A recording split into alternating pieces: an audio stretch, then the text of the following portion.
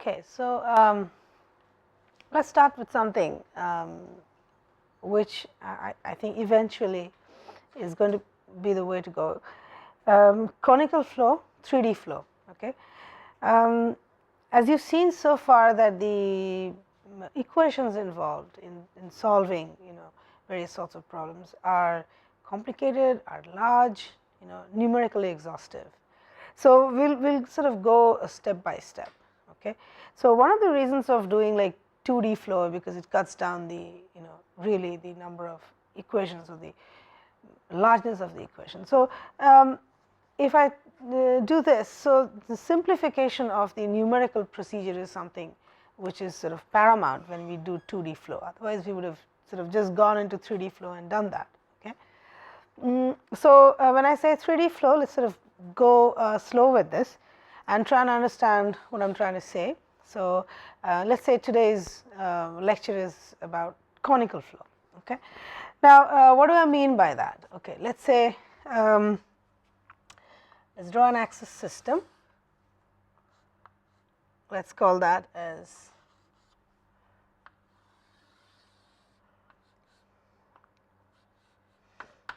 okay.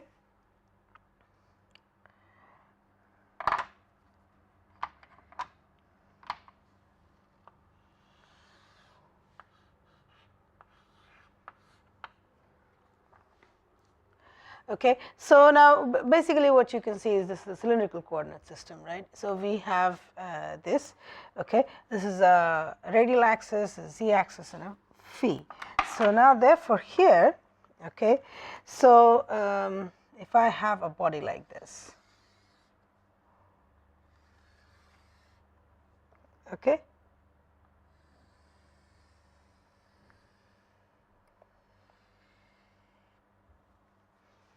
okay, now that's my cone.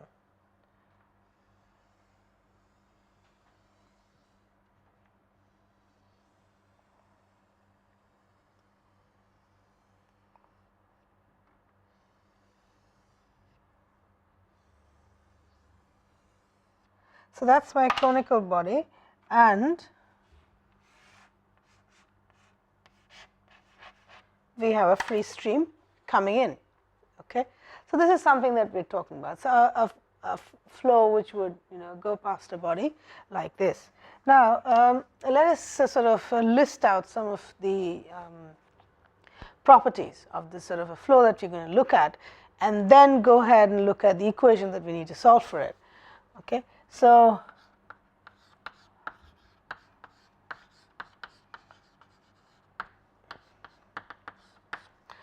okay, so like you said, this is a 3D flow. Okay, we will be really looking at 3D flow, and the body, if you look at this, is essentially it's a planar curve, right, and which is rotated about a fixed axis, which is z here. Okay, so in this case, okay, as you can see that z is basically the sort of goes through the middle of the body, or which sort of is symmetric. The body is symmetric about the z-axis, or you can say z-axis is the line of symmetry of the body, and the free stream velocity direction is in the direction of the is basically is in the same as the line of symmetry. Okay, so therefore in here what I say, the angle of attack is 0 degrees. So essentially what I'm trying to say here is that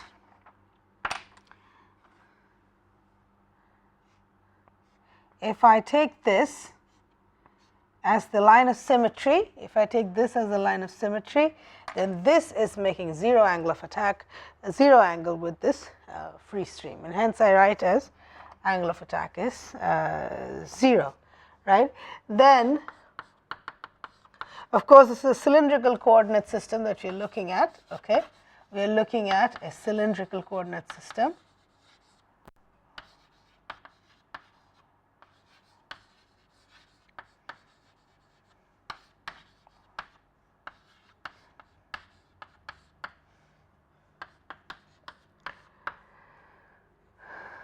Yes, and like I said, z axis is the axis of symmetry, right, and v infinity is aligned to z.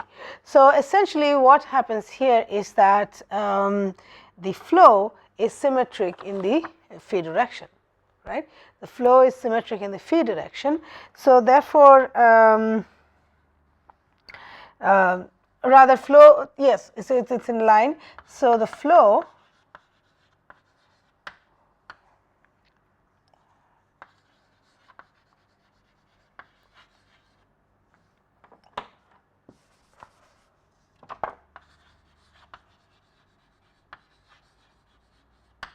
flow is basically symmetric about the z axis,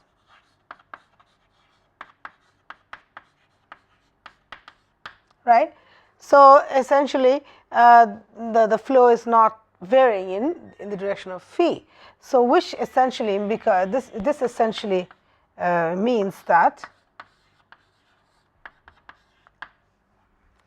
right. So properties which are properties are not varying in the direction of phi.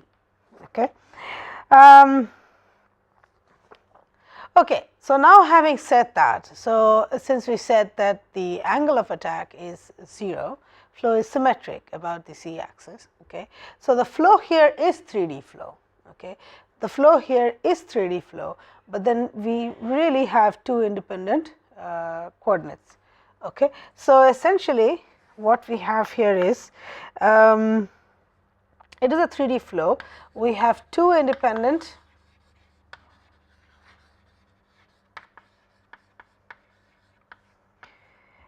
axis. We have two independent axes, right, which is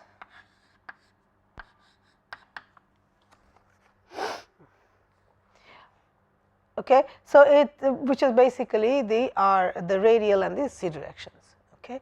Now such a flow, okay, it is the 3D flow in space with two independent axes, because we have a free stream which is in line with the axis of symmetry, which in this case is the z axis, okay, which means that the angle of attack is 0. Okay, and what this makes it is therefore axisymmetric.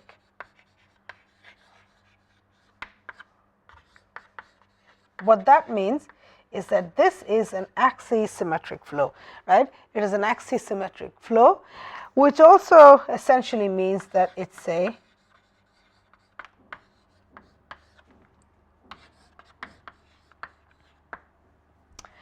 quasi 2D flow, right? It's a quasi 2D flow. So this is a kind of this is the kind of problem that we're going to look at now. Okay, and hopefully within another couple of lectures we should really do a full solution. Okay, we should look at the solution of a full 3D problem which is not axisymmetric, okay, where these two are not in line and the angle of attack is not 0. Okay, we'll come to that. So let us start with something like this. Okay, now this also is so basically what we're looking at is the problem here is supersonic axisymmetric flow, which means this, right? Now let us also look at some of the things here. So why is this problem important? Now why is this problem important?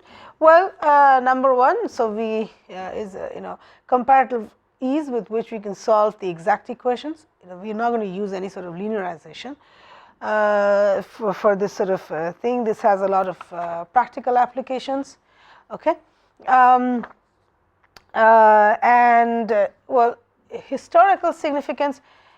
Now the first solution to a problem like this was given by Boozman in 1929 actually. Okay, there's this guy called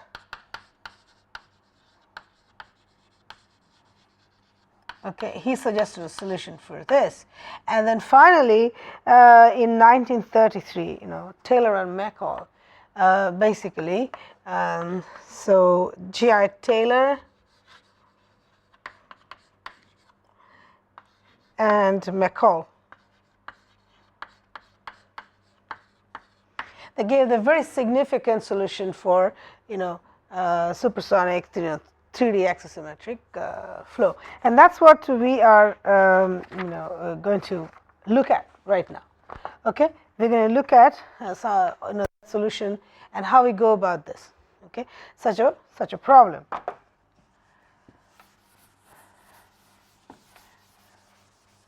So now every time you see a supersonic sharp-nosed vehicle, you can always think of a solution. You can always, and you're thinking, oh God, how did they make this, and how do they decide upon the shape? Well, let's see if we can find some answers to that, because this is a kind of analysis which basically has applications for, supersonic flow, nozzles, and sharp-nosed vehicles, and so on and so forth. Okay. All right, so let's get some diagrams in place. Okay, now first things first, let's look at this. So essentially what we're saying is this.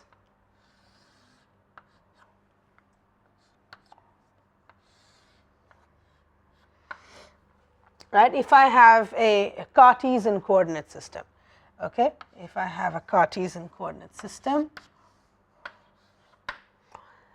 okay, so I mean basically what I'm trying to do here is look at this cone. Okay, if we have this 3D cone, how does it look in the space that we're most comfortable with?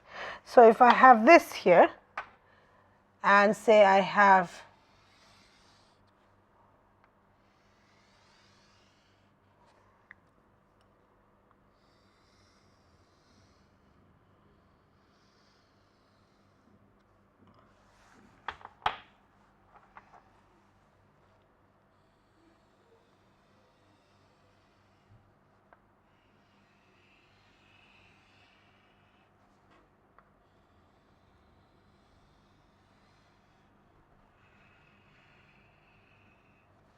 okay, so I have so basically this is my cone. So this is my Cartesian coordinate system, and this is the picture that I'm looking at. Okay, so now what we'll do is we will look at the coordinate system that I'm talking about. Okay. Okay, got a nice yellow chalk here. Okay, so now, okay, let us use this. Okay, so this is essentially a radial axis. Okay, and if you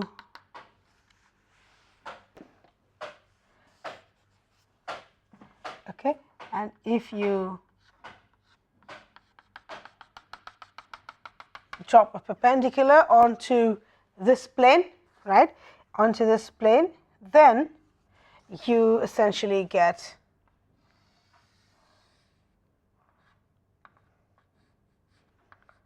that. Okay, now let us look at some angles. So if I have this, now this is essentially making an angle phi, okay, and this r is making an angle theta. Okay, so this angle is making an angle theta. So therefore, now if you look at this, so as you look at this, so in my x, y, and z coordinate system, this is the cone, right? Then this radial line, so now if you basically look at this radial line, if you take the x and z coordinate system, right, you take a line and rotate about, say, this point, and fix it at this particular point, take this radial vector, okay, and fix it at here, and then rotate it about the z axis. What you will get is this curve, which is this 3D volume here, which is the cone, right? So if you take that and you move it this way, then you are able to generate this particular curve. So therefore, this is a radial vector. You drop a perpendicular of that into the xy plane, so that makes an angle y. Okay, this makes an angle y this makes an angle phi with the direction y. Okay, so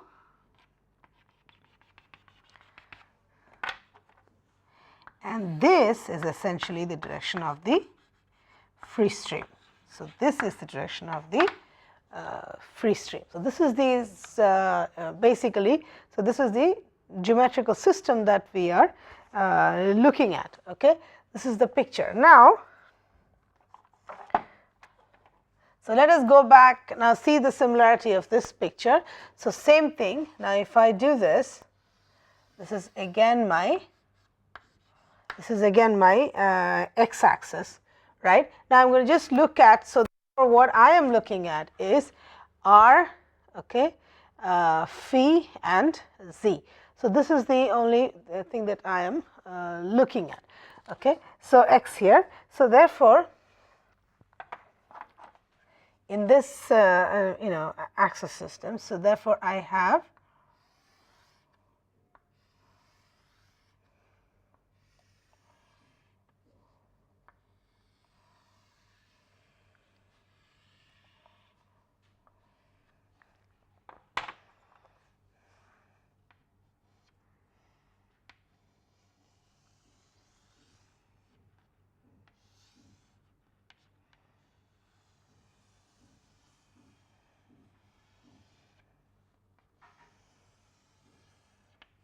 okay. So, if we have that, okay, so then okay, so let us draw this here. Okay, this is a this is my radial, this is my radial vector. Let's draw that a little less smaller. Okay. Oh.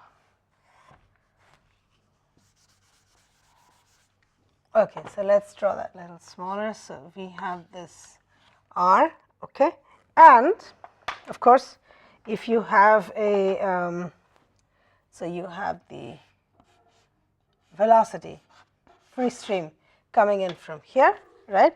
So, therefore, that would make what we have been doing so far.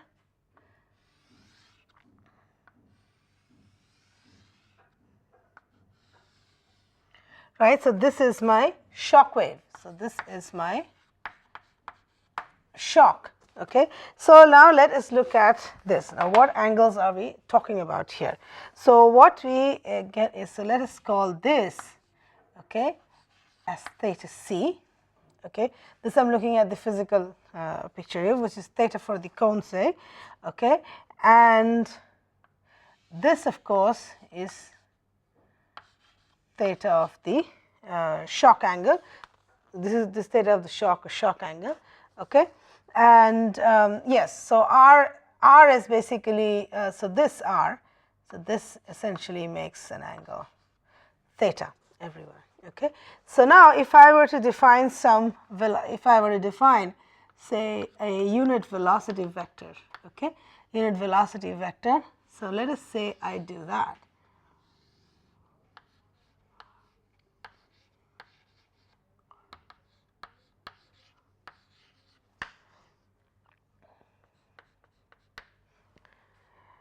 Okay. So, if I have a velocity vector, so the radial direction velocity vector is v r, and in this direction is in the theta direction is v theta, perpendicular to the r direction. So, this is the kind of geometry we are looking at. So, like we said before, yeah, del phi is equal to 0. So, any derivatives there are none actually, because it is axisymmetric. So, properties do not change in phi. So, this is 0. Okay. So, also now in this particular, if you look at this diagram, now if you have properties in here, properties are also constant along a radial direction, right. It is also constant along a radial direction. So, therefore, so let us write this, properties are constant.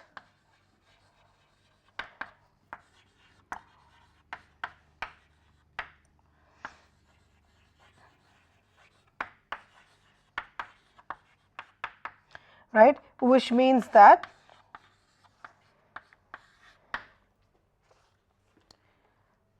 okay, right. Now, armed with that, okay, let us begin to look at the equations. Now that we've kind of sort of looked at some of the pictures here, trying to understand the geometry a little bit, let us go and look at some of the equations. Okay, so let us look at this, the continuity equation for a steady flow. So the continuity equation for a steady flow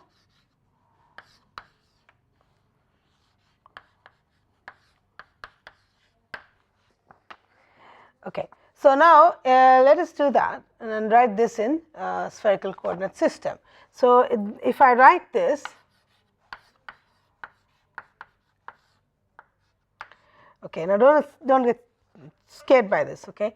So what we get equations, if I break this up and write this down in the spherical coordinate system, how will this look like? So let us look at this. So you can find this in any book. I'm going to write this so that we can look at it here and see what we're going to do with it.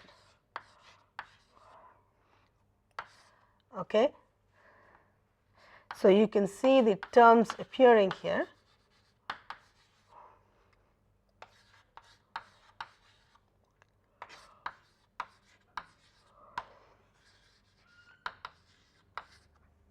Okay.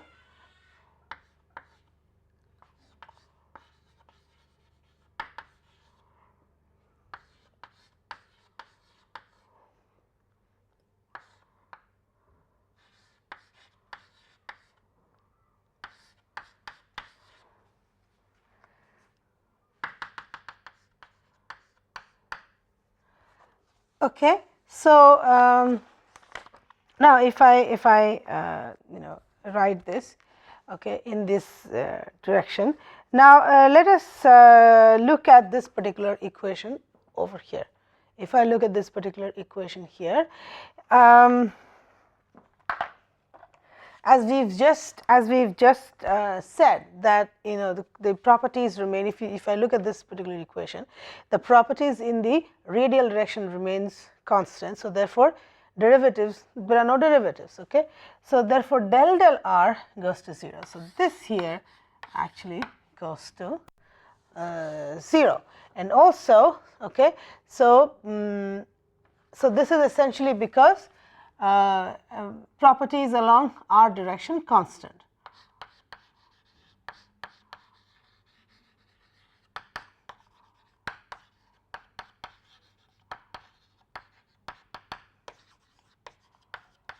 Okay. So now again, this is an axisymmetric problem. So it is symmetric about the z axis, so therefore does not vary in the phi direction. So again, this goes to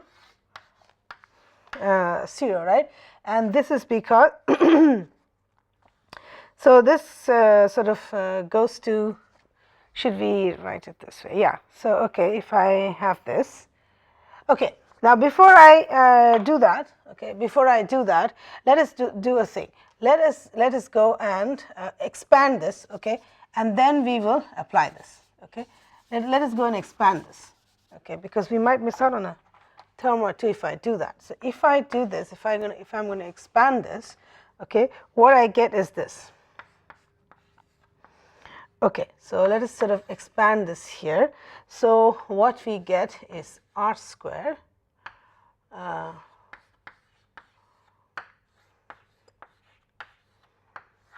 okay,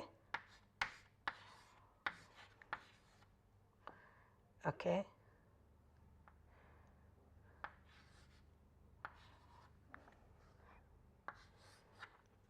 okay, that plus the second term is 1 by r sine theta, which is rho v theta cos theta plus sin theta tan theta. Okay, and we'll leave that as it is. Okay, so this one is of course axisymmetric. So this is axisymmetric. Okay. Okay, and this term, you see, if I expand it, so I get this, right? If I get this, you see I would have lost out on this term if I put that in here. So now we'll go ahead and say that this is 0 because properties along r are constant. So let's say the properties in r direction are constant.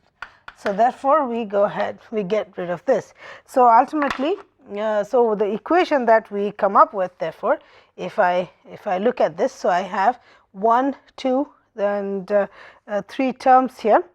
Okay. So if I look at this, what I get is this.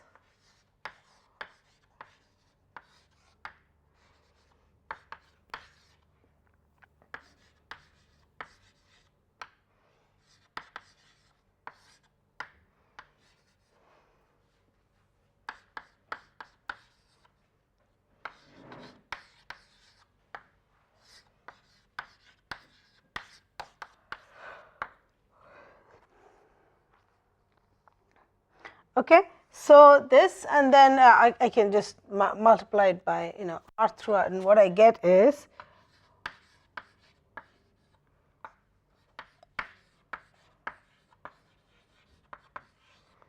okay. So if I differentiate this as well, so what I get is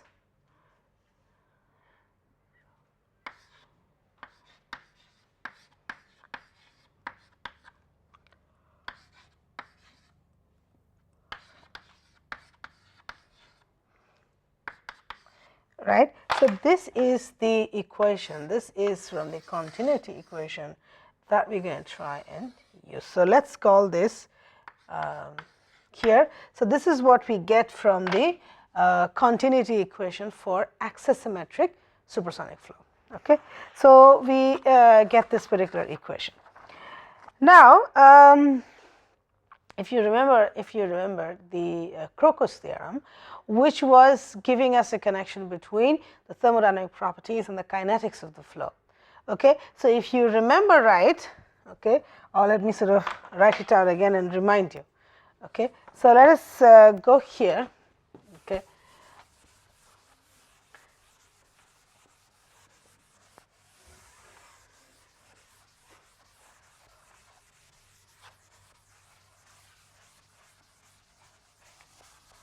Okay, so if you remember this, this was our Crocus theorem.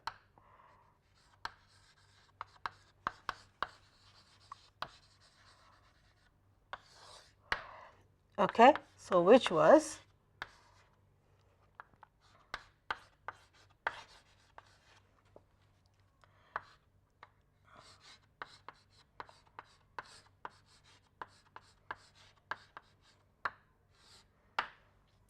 okay.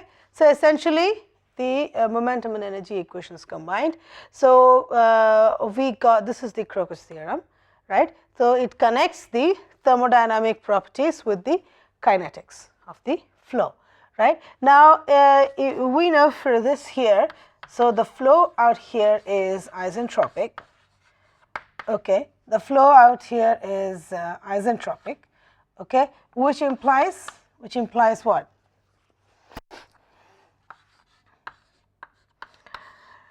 Okay, and it is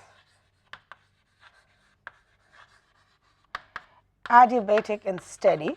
Okay, we consider adiabatic and steady, which implies that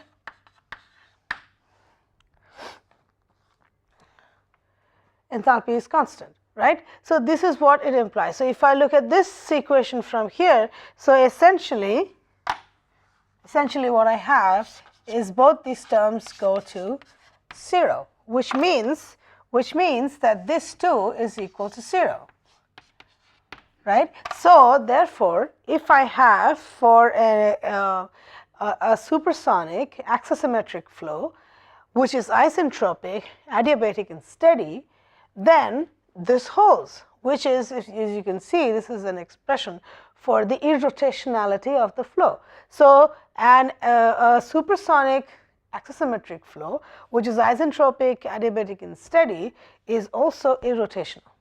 Okay.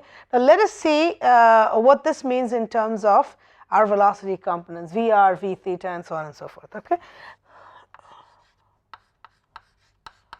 So del cross V is this.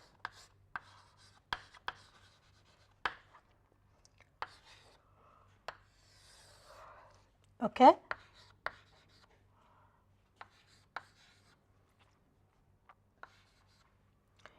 And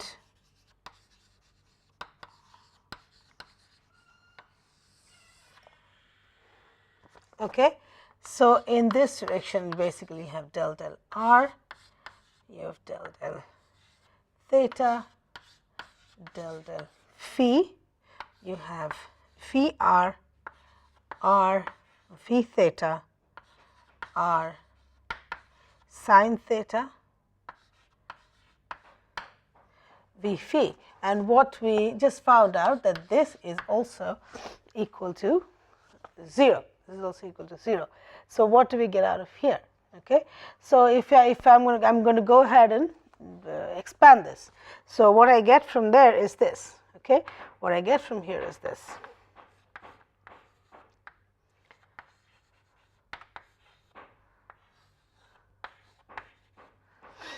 Okay.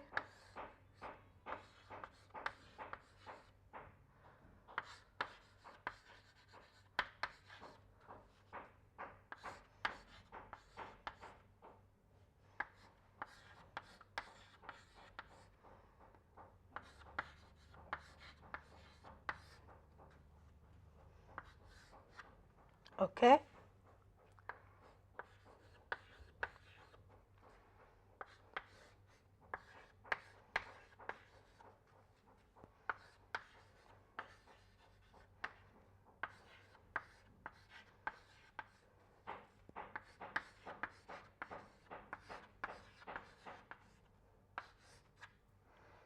Okay.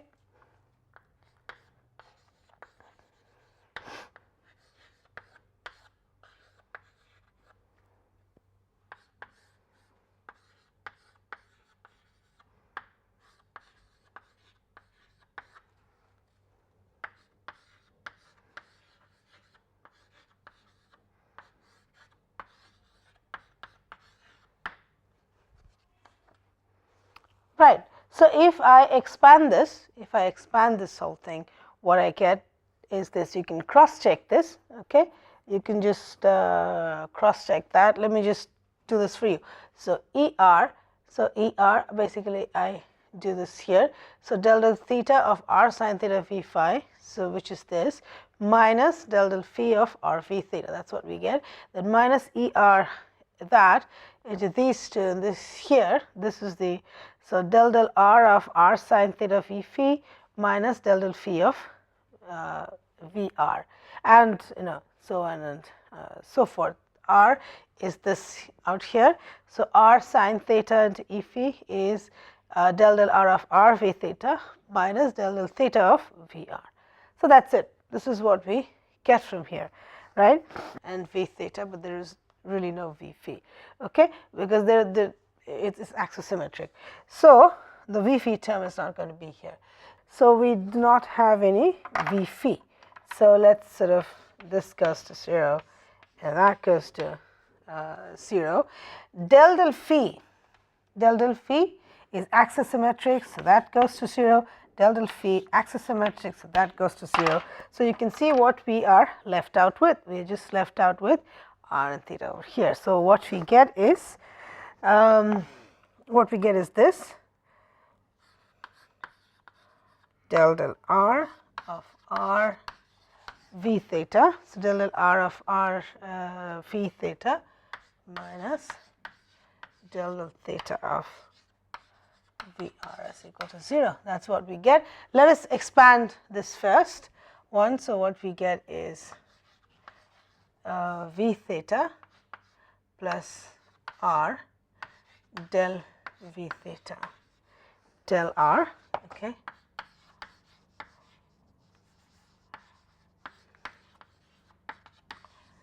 Okay. Now again in the radial direction properties are constant. So therefore this also goes to 0. So what we essentially get over here is that v theta is equal to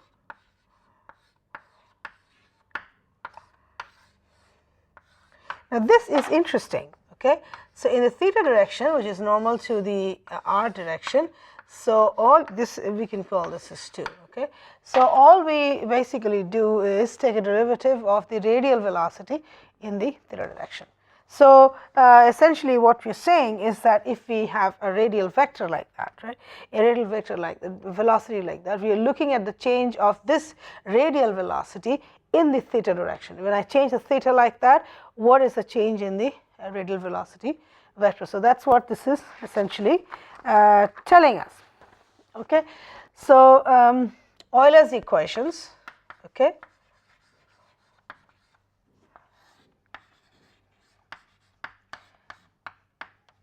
On the I'm not writing the body forces, then what we get is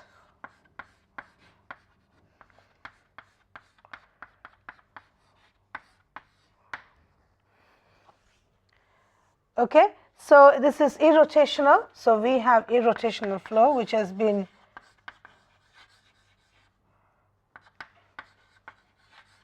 right. So what that means is that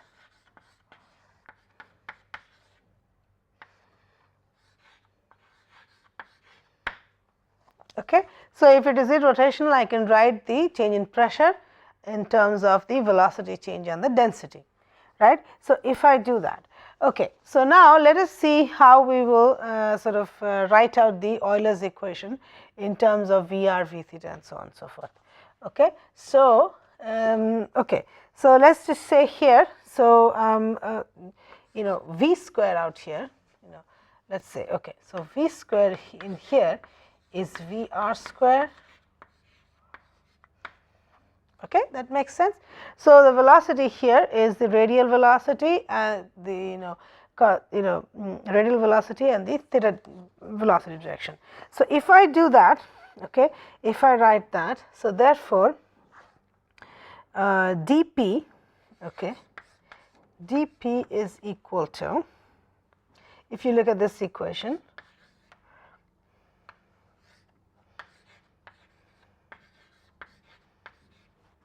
okay,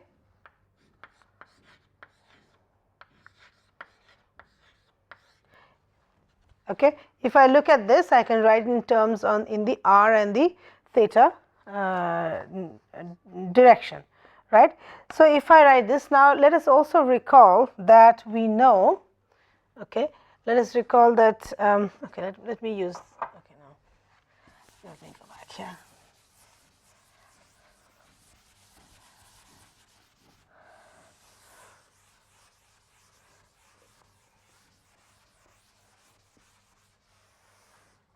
Okay, so now it's isentropic, right? It is isentropic. So therefore, we also know that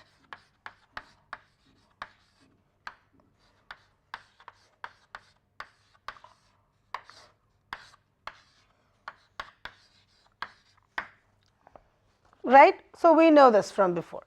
Okay, now having said that, so therefore let us write this as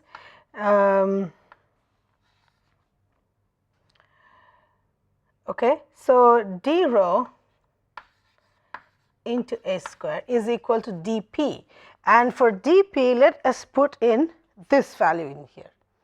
Okay, so to do that, so basically what we get is that, which is minus rho into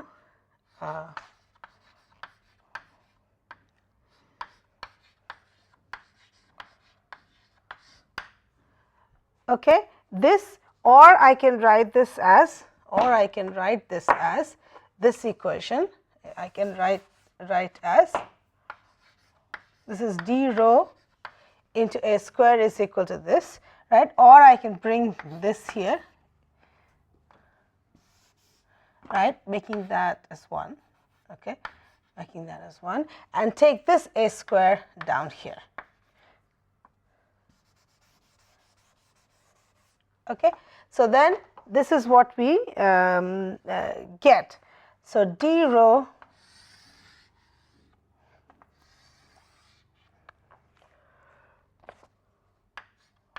let's call this as 3. Okay, so we get this equation out here. Okay. Now, we said it is adiabatic. Okay. So, we said it is adiabatic. So, therefore,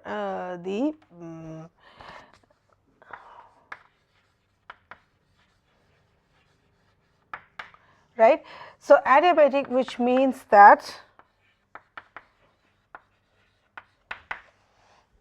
enthalpy constant, right. So, if we do that, let us define another reference system in terms of the velocity, right. So, let us our new reference velocity. So, let us call that as a V max. Okay. Now, V max is essentially the velocity, is a maximum velocity, right, which is reached from the reservoir conditions, right, which is reached from the reservoir conditions, so that the temperature out here is 0, so that the enthalpy is 0, and this is the maximum velocity. Okay. So, which means that, so H naught, right. So, which will be, right. So, the maximum, so H naught is nothing but this. Okay. So, I look at, and this is Cp into T, into temperature, Cp into T, right. So, therefore, I reach the maximum velocity, the entire enthalpy is coming from the velocity and the temperature is 0. So, what we get here is, so this is my new reference, this is another new reference velocity. Okay. So, this is a velocity which essentially I am reaching by expanding the flow from reservoir conditions to a place where the temperature is 0. Okay. So, what you can see from here, therefore, what you can see is that V max is equal to 2 times the reservoir enthalpy, right. So, under root 2 times the reservoir enthalpy. Now, again, if I use for a calorically perfect gas, so let us just sort of rewrite this here. So, okay, so I am going to use this space. So, for a calorically perfect gas again,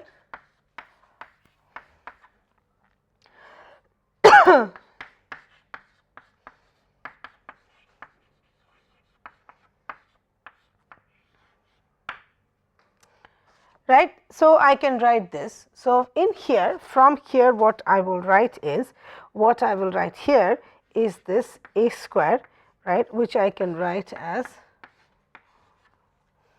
and this I can write as V r square plus V theta square, right. So, if I write this, then what I get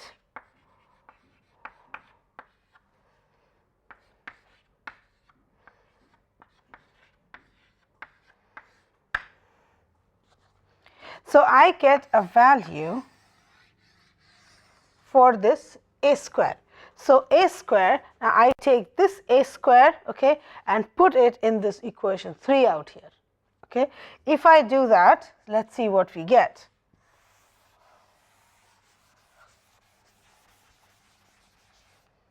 Okay. I take that value of A square, which we just got in terms of V max, okay, V r and V theta, and we will put it in here. Okay. So, what we get is, therefore, A square is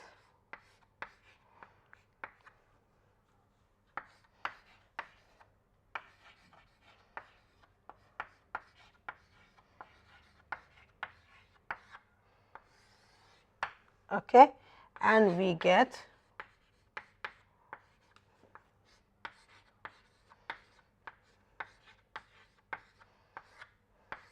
and this V max square is nothing but 2 times the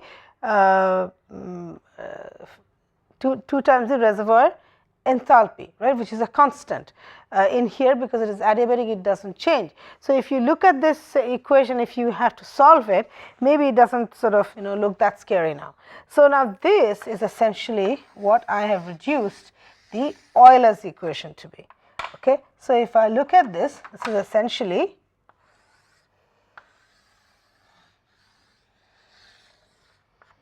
okay.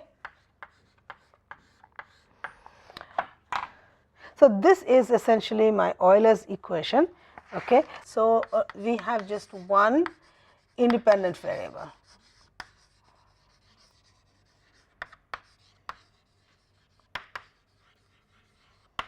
Which is theta, and we have three independent variables.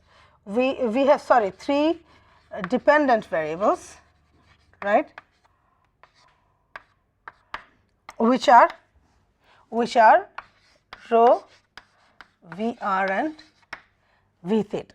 Okay, so therefore, what we can do is basically we can write these as simple derivatives. Okay, we can write these as simple derivatives. Okay, and I incorporate all of that into my Euler's equation, right, which I use over here. So what I get here is something like this. Okay.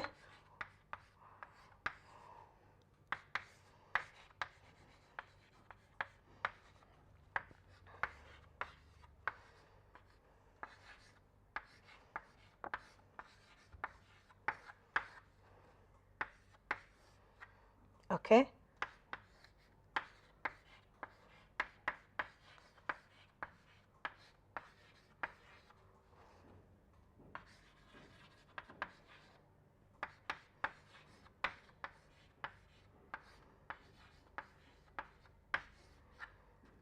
Okay. If basically all I am doing is combining all these equations. Okay.